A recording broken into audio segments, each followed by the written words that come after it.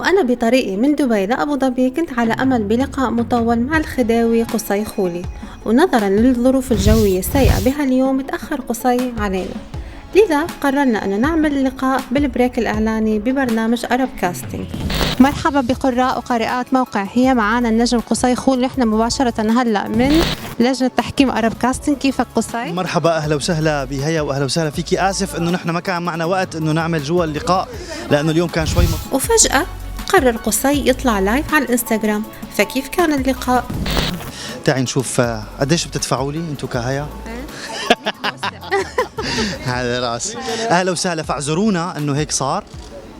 استاذ عدنان الكاتب بيزعل منك. استاذ عدنان صديق وحبيب على راسي، بس ما دخل الشغل لحاله، هو كمان بيعرف. هي على راسي. ايه تفضلي اسالي. هي نحن تقريبا صرنا لايف. تفضلي. قصي، خبرنا عن مشاركتك بالموسم الثاني بأرب كاستنج. برجع بقول لك اهلا وسهلا فيكم. نحن لايف من عندي هي. نحن لايف من عندي على الانستغرام.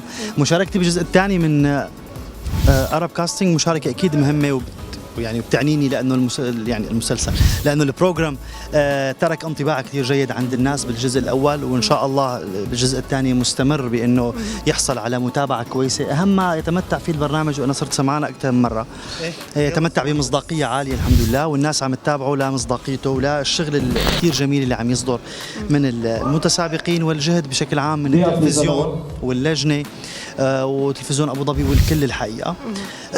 طبعا أتمنى أنه يستمر بهذا النجاح، وبالأجزاء الثانية كمان يحقق يعني نجاح. أما بالنسبة لمشاريع الجديدة فبخبرنا قصي. ساتني عم بقرأ لحد الآن، ماني مأكد شو فيه، قريبا ببين معنا. طيب نحن نتشكر كثير أستاذ قصي. شكرا. لا عادي ولا يهمك.